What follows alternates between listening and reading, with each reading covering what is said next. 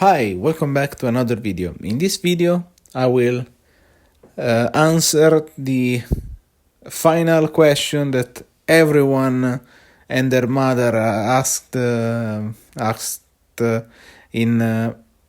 some of my videos, not all of my videos, which is what color is the best to splash in the sideboard for Ruby Storm. So in this video, I'll try to answer.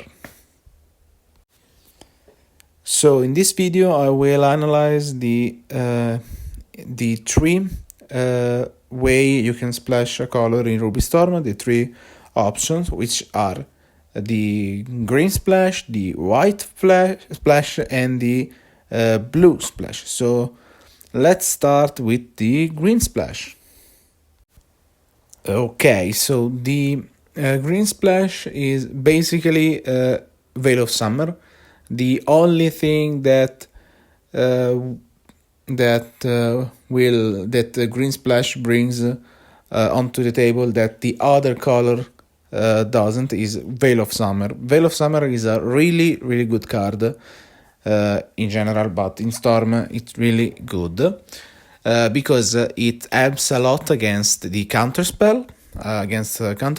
And also it's I think the only way you can deal with the discard spell like Thoughtseize and Grief, but it's banned, so cool.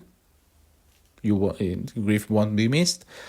So yeah, the other option for the green splash is Nature's Claim, which is good, but the other colors offer way better removal. So yeah, the green one is basically Veil of Summer. If you think Veil of Summer is good, I think the green splash is worth it. But if you think that Veil of Summer is decent, but the other option that the other color, mostly the white, mostly Silence, spoiler, mostly Silence, if you think that Silence is the difference between the Veil of Summer and Silence is a bit narrow, I think maybe the green splash is not that worth it. So I will explain later the main differences between between Veil of Summer and Silence. I will discuss in absolute depth the most accurate way possible. So yeah. So let's move on to the white splash. Okay, for the white splash, the positives of the white splash is that you have more tools to deal with the problematic permanents like Damping Sphere, Granite Magistrate. You have way more tools than the other color. You have also access to Flage, which I don't think it's that good right now. It's really good against energy. It's really good, but against other decks, it's not that useful. So yeah, the only reason I think Flage is a good choice is that Boros Energy is everywhere, even in my fridge. So fridge, I think it's fridge, but yeah. In my fridge, Boros Energy is in my fridge. And the other card the other big card that you can play with white is Silence. So with talking about Silence, I think I want to make a comparison with the Veil of Summer. So let's get right into it. So what are the similarities and the differences between Silence and Veil of Summer? So both are really good against counterspells, which is the only common thing. But if we have to be honest, Veil of Summer does it a little bit better because it draws you a card. So it's good if you want to play. If you want to choose between those two cards, but the only thing you care is counterspell, Veil of Summer is a bit better. the good things again for Veil of Summer is that it's good against discard spell like Thoughtseize and cards like that. So it's a good plus. But the advantage that Silence offer instead of the advantage of this of having a counter to Thoughtseize. I think the only viable card discard spell in Modern right now, I think it's Thoughtseize. Like right now, it's the advantage of Silence is that it's really good against other combo decks. For example, in the mirror, it's really good. If in the mirror or against other decks like Amulet Titan or Through the Breach, I don't think it's that good. Living End, cards like that. And the other things that Silence is really good that Veil of Summer isn't is that it helps dealing with other kind of 8 cards against Storm. For example, it's really good against Surgical Extraction or Endurance.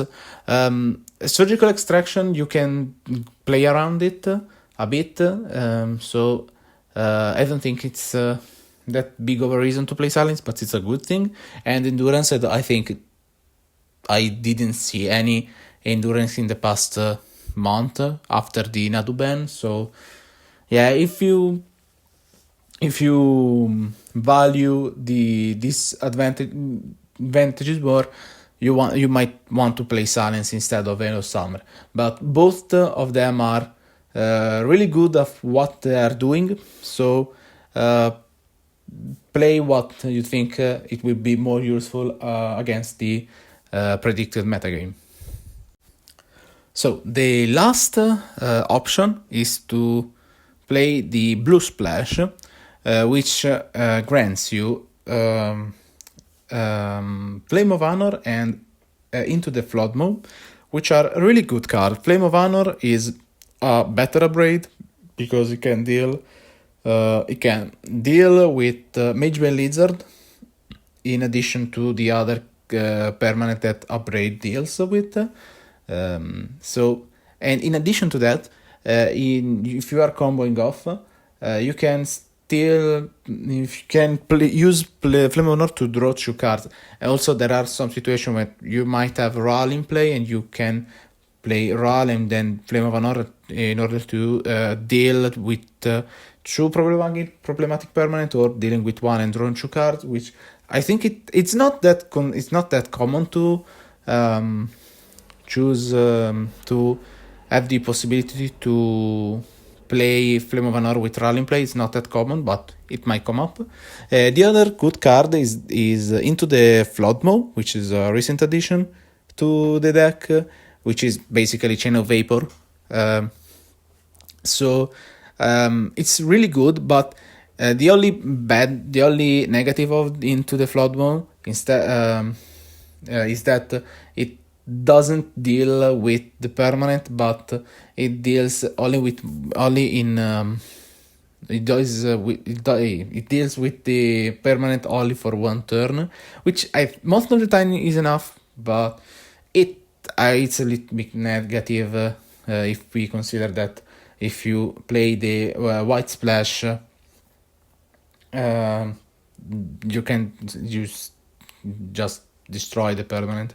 So yeah, the other good thing with the Blue Splash is that you can play other good cards that in the main deck. For example, you can play, I don't think it's worth it, but it might be good to test it. You can play Preordain, for example. You can just cut some copies of Glimpse Impossible and some copies of Strike It Rich, and you can play some copies of Preordain. I think it might be a good thing to try.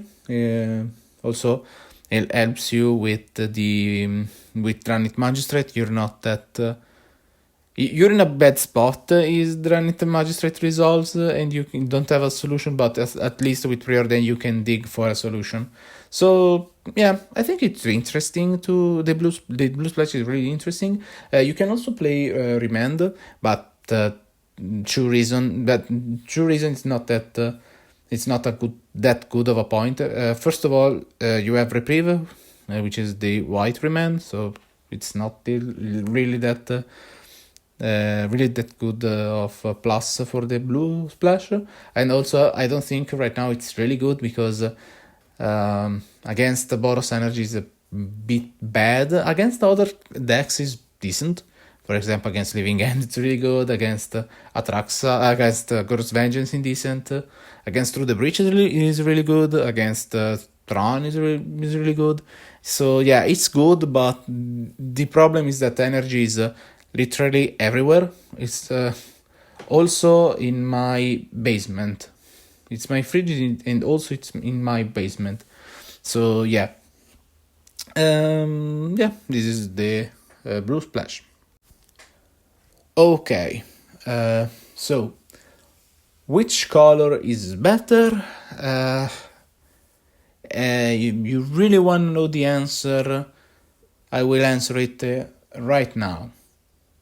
There isn't one. Sorry. Sorry to break it to you, but there isn't a color that is way better right now than the other. So I don't think there is a best color to splash in general. I think choosing the color to splash is does give you a little edge on the weekend that you're going to play, but I don't think I think a color is strictly better than the other. Well, if you're going to play the black splash, which I don't think the only card is the only good card that black gives you is like I think only Thoughts is maybe Fatal Push, but I don't think that's good. So yeah, apart from that, so I think that you might try is that you can splash two colors. So I think I'm trying, which I'm having decent result with it. Is that I'm playing the Timur version of Rubystorm. So I'm playing the base mono red of Rubystorm and splash the blue for Flame of Honor and into the Floodmaw, and I'm playing green for Veil of Summer. You might try that and swap. I might try Jeskai and swap the Veil of Summer for the Silences. So I think it's interesting. I think every option is decent. It's good. Also, Rubystorm right now is really good. So yeah, I think that's everything that I want to say. So yeah, I hope this video was helpful to some of you. And yeah, see you next week.